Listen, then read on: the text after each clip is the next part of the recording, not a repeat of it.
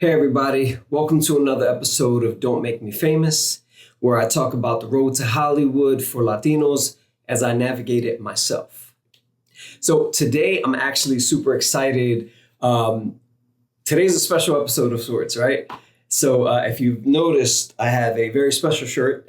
We're going to go a little bit back in time to about between 2003 and 2004. So I was in high school at that time. I think I was a junior into a senior. So my junior and senior year, there was a place that I used to work at. It was called BLOCKBUSTER Video. It's a really old sentence for some people because of, the new streaming services and stuff like that. More on that in a bit. But yeah, so try to imagine you physically being inside of your Netflix search, right? And you had to go aisle by aisle to find different titles that you want to watch. So when I used to work at this place, you had to physically go into the store. It was like a retail store. And it was called BLOCKBUSTER Video. It was an amazing place. I wish I would have appreciated it more at the time because it's no longer a business, sadly. I think there's one left in Oregon. But yeah, this is a place that I worked at between 2003 and 2004 when I was in high school. And man, it was a magical place. I'll be honest with you. So yeah, you needed a membership, of course. You needed a membership card in order to take out movies to rent for the week. So people would come and they would go aisle by aisle and they would search for like their movies that they wanted to watch throughout the week. So all that that time that you take on Netflix or, Disney Plus and all that stuff. So we used to physically do this in aisles, and you used to have to drive there, and they had a whole term for it. It was called making it a blockbuster night. So I'm super nostalgic about that, as you can see. It was a great place because you used to actually talk to people, right? So, people would come in and they would ask you for titles that may have come in, or if somebody has returned something. More on that in a little bit. So basically you would walk in and it would be like a retail store, like any major retail store, but it was small. It was like the size of like a 7-Eleven. Most of them became 7-Elevens afterwards, but yeah, so you used to come in and, some of them you have to like flash your membership card, which is hilarious. And then you would go in and you would go and there would be like a new release wall, and all the new releases were along the wall, kind of like vegetables at a supermarket. And yeah, so there would be all the new releases, and you used to have to take and see if you could find the title for whatever it was. I think at the time it was Crash. Oh my God, Crash. The Matrix 2 and 3, Kill Bill 2, Spider-Man 2, Anchorman. Among many others. So you used to have to go into this place and find a movie, like a physical copy of a movie.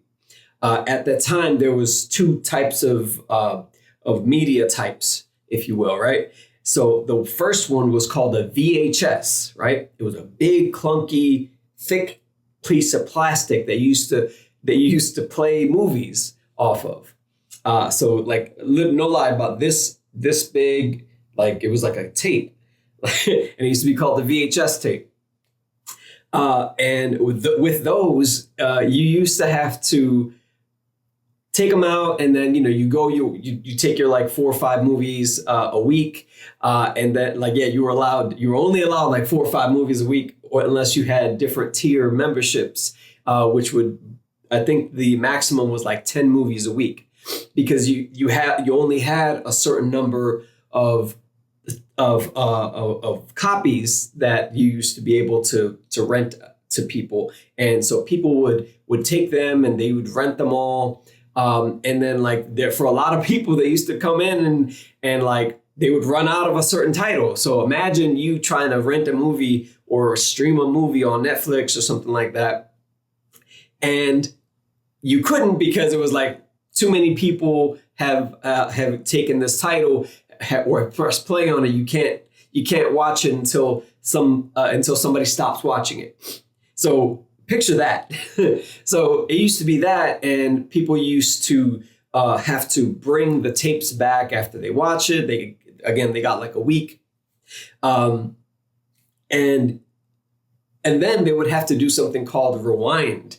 I know you would know what rewinding is, but like literally, they would have to, before they brung their movies back, they would have to take the tape, make sure they rewind it, and then bring it back into like a Dropbox, and that's how they would return our movies. And if you didn't return those movies, somebody would have to rewind the movie, and then they would charge you a fee for not rewinding it, which is crazy to me.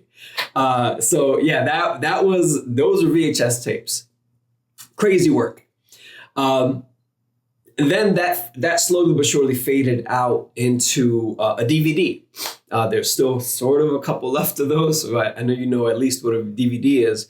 And so those started to become a little more common until and at first they used to charge more for them, which is like crazy. They used to charge like $1 more for that, and back in that time that was a big deal. It's like charging more for a DVD than a VHS tape, and it's because the resolution was better, and like it was in that ramp up of resolution from tape to DVD.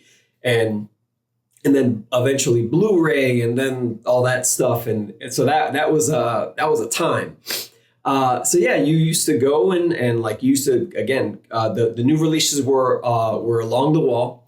After that, you in the middle aisles were like the ones that have been there for a bit. There were more copies of those because they've been out for a little bit, and so.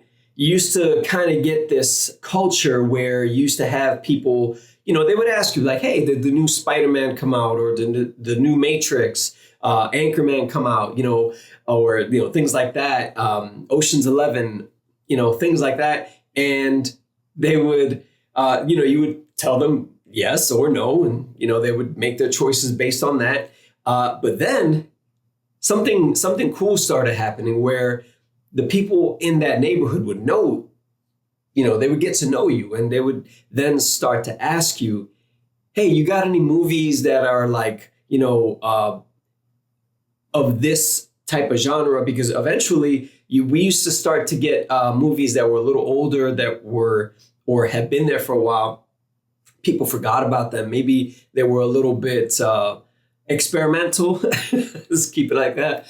Some of them were weird movies. Some of them were like straight to video. But, for me, I used to watch a ton of them, obviously, because at the time I'm like, you're paying me money and you're then going to give me free rentals for movies and video games. Hell yeah. Because at the time, Nintendo 64 was out. So, GoldenEye all day.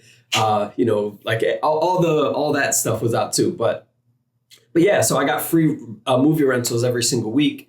And so, yeah, so you eventually start to watch different things, and it ended up being like you ended up having like a knowledge base on like a lot of movies just because you were exposed to a lot of them.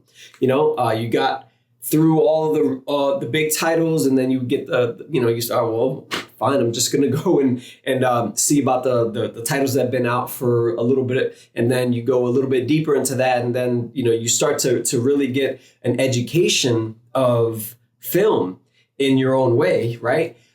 Because depending on which Blockbuster you were in, you would have different ones that had different titles. Some older, some a little more experimental titles. And so and then people could buy those films outright, or people could just, rent them. But a cool thing started happening again, to go back, where people would ask you, hey, like, do you have any recommendations? And so, like, based on what you knew about that person eventually, because they were all from the neighborhood, right? you used to kind of know like, hey, you know what? I got this, this one about this type of film. This is more comedic, more dark, more rom-com, more sports based, like whatever that thing was for that person, you would get to know a person. So it was a great education for me. Filmic education was, and of course at the time I was in high school, and I used to, people would know that I work at Blockbuster. So, like they would ask me about like movies that were coming out and stuff like that. And, like any recommendations. And so, again, you start to build a relationship with people, which is the coolest thing for me. Cause I'm like, I love people, and it's like, and obviously I love film. So it's, we used to get those, and we used to like, it would eventually turn into like this like thing where you would see somebody that works at Blockbuster outside of Blockbuster and like, hey, yo, what's up, man? What's going on? Do you have this movie coming out, and like, do you got any copies of this? And you tell them nicely like, I don't know, you gotta check. But yeah, it was a hell of a time. I wish I worked there longer than I did, because at the time, you're a kid, and you're like, you know what, man, I just want a little bit more money. So you would bump up to and bounce around to like different places, and it would like that paid you a little more. So I left a little earlier than I feel like I should have, but I got what I wanted out of it. It was cool. It was definitely a great time, a great moment in time and in culture to have experience, because it's one of those things where it's not going to come back. I mean, maybe, who knows? If they did come back in some capacity, I would be all over it, even just for the nostalgia of it, because going into a place and interacting with the people there, interacting with the actual, like the unit, the actual plastic, the movie itself, you get to actually hold it, read the back of the sleeve. There was candy there. You get to the register, and there'd be candy, popcorn. Your kids would be there stealing shit or or something like that. And it would just be a whole thing. And it was just a beautiful time. Not without its, complications. I mean, you got people drama everywhere, but, you had crackheads and, people picking fights and, like just relationship drama, behind the scenes and, like with the customers as well. So, it was definitely a time. I love my time there. And so I just wanted to get on here and share that with you guys. Again, if you like this type of stuff and you want more in-depth coverage about it, please like, comment, follow, and share. It was a great time. And then also share your stories from what you remember from Blockbuster, or if you heard stuff from your parents or cousins, brothers, whoever was around for Blockbuster. I'd love to read it, and and it'd be just a good little trip down memory lane. So thank you guys again for tuning in, and so see you on the next one.